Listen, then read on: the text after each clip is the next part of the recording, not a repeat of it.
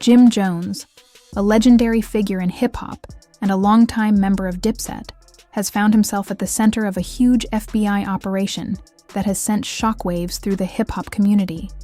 Leaked court documents, wiretapped phone calls, and covert deals exposed on tape have all led to one stunning revelation.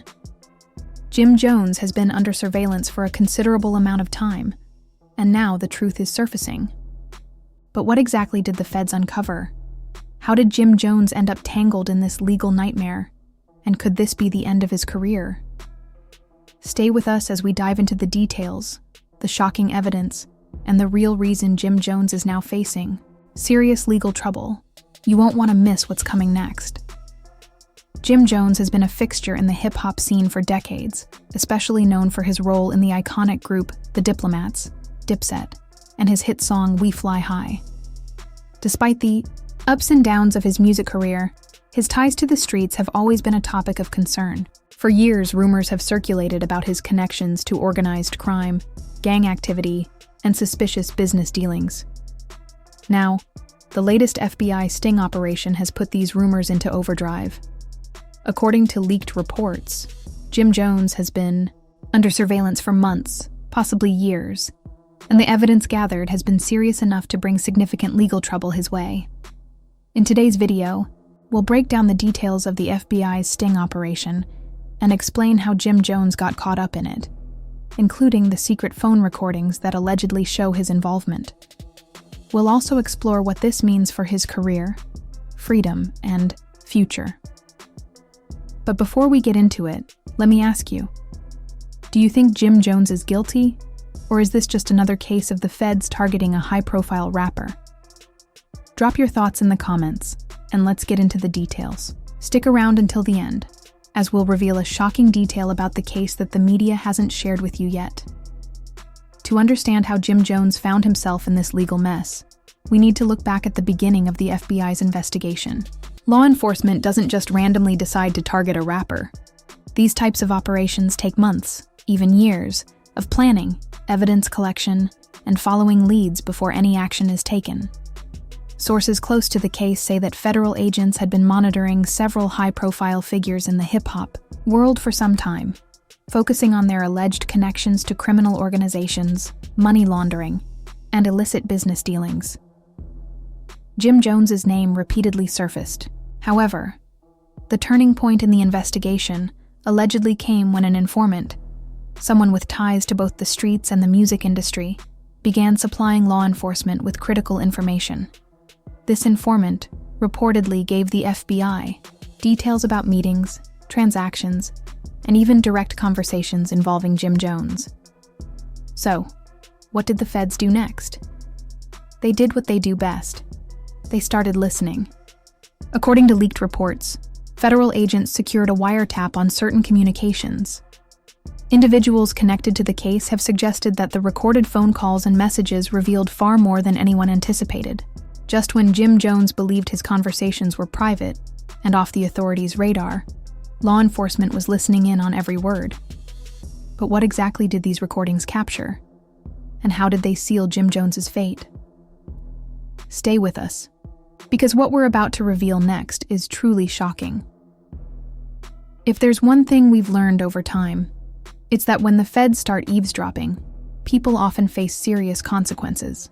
In Jim Jones's case, the FBI's wiretap allegedly uncovered conversations that raised significant concerns. Let's be clear, the government doesn't tap phones without good reason. They must present enough probable cause to convince a judge that someone is involved in criminal activity. Once the warrant is granted, every phone call, text message, and voice memo can, and will, be used as evidence against you. So, what exactly did Jim Jones say that caught the attention of the feds? The infamous wiretap connection is not new for him. This isn't the first time Jim Jones's name has been associated with wiretapped conversations.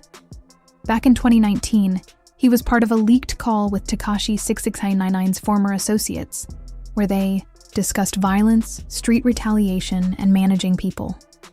That conversation raised a lot of eyebrows, but at the time, Jim Jones avoided serious charges.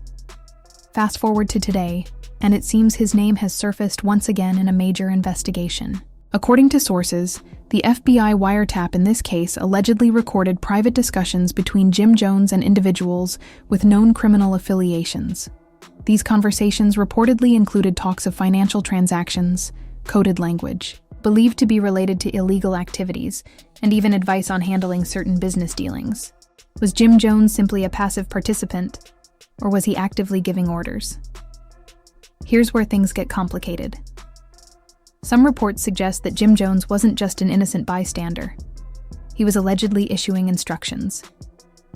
Law enforcement officials believe the recordings show Jim Jones discussing strategies, financial transactions, and even possible methods to evade detection by the authorities. If these claims are accurate, it could mean that the FBI has evidence suggesting Jim Jones was directly involved in coordinating illegal activities. However, coded language is tricky.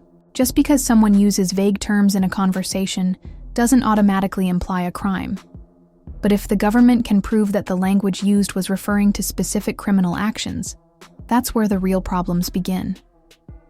The big question is whether these recordings will hold up in court.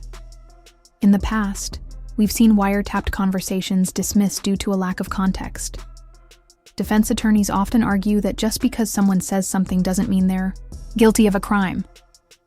But here's the thing. The feds rarely make such moves unless they are confident they have a solid case. If they've decided to take action against Jim Jones, it's likely because they believe they have the evidence to back it up. The authorities likely have enough solid evidence to form a strong case, and it's not just based on a handful of phone calls. Rumors suggest that the FBI has been collecting recorded conversations for months, possibly even years. So what's next for Jim Jones?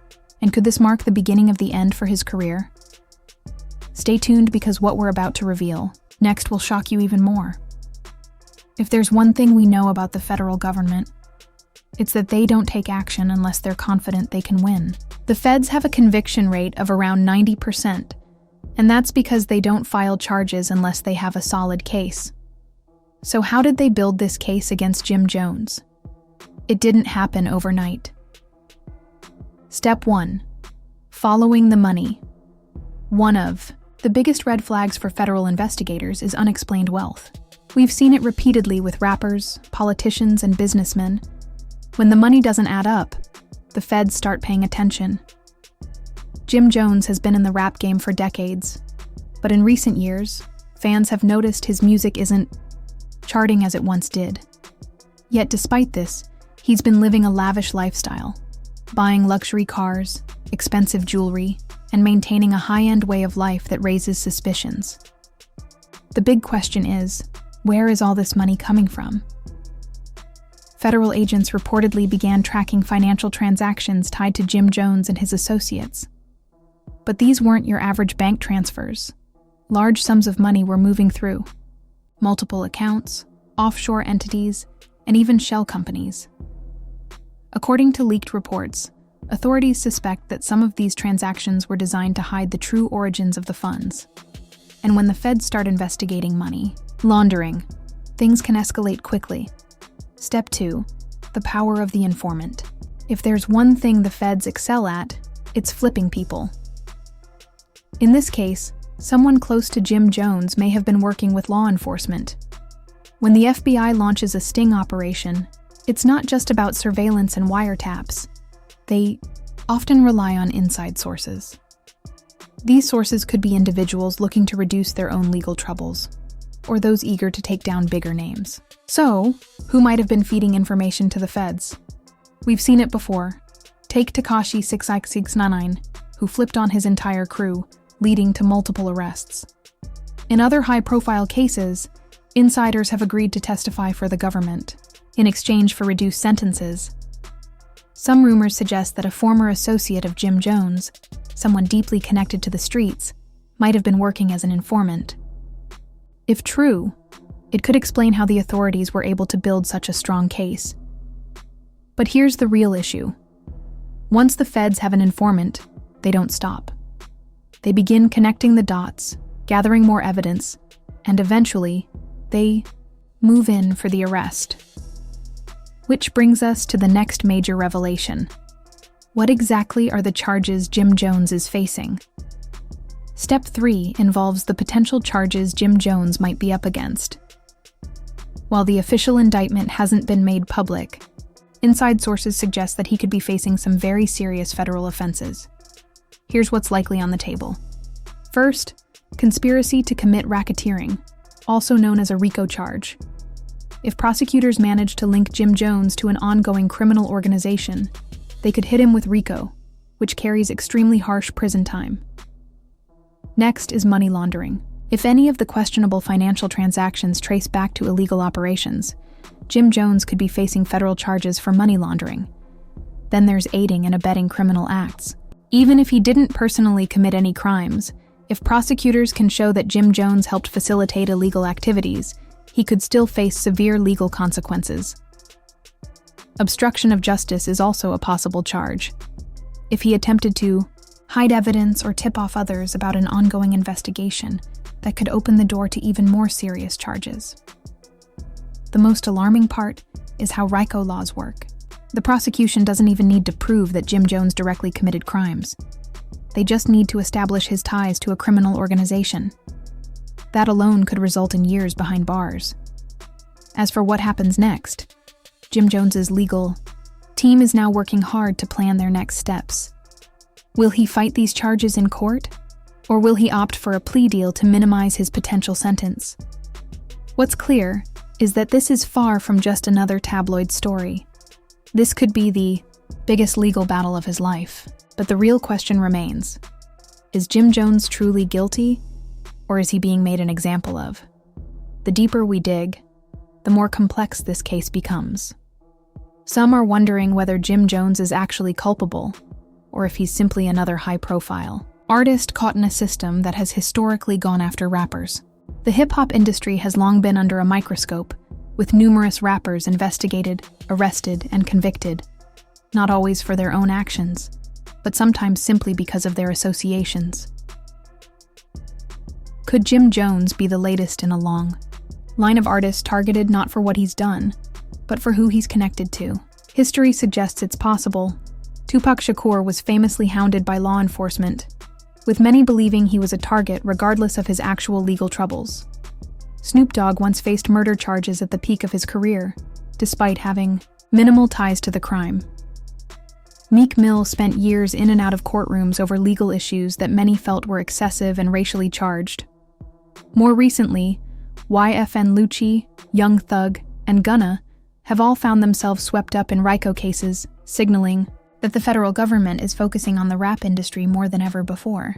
Now, Jim Jones, an artist who has been in the game for decades, is suddenly caught in a major federal probe.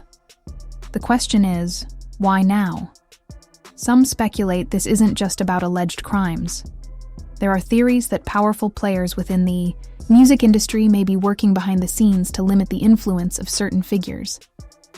Hip-hop has grown into a cultural and economic force far beyond music. Could Jim Jones be paying the price for speaking too openly, or for stepping on the wrong toes? As the case progresses, Jim Jones may have to make a crucial decision. If the evidence against him is overwhelming, he could be forced to consider a plea bargain. Plea deals typically result in reduced sentences, possibly including probation, or house arrest instead of federal prison time. Accepting such a deal could help him avoid a costly and risky trial, but it could also damage his image and career permanently.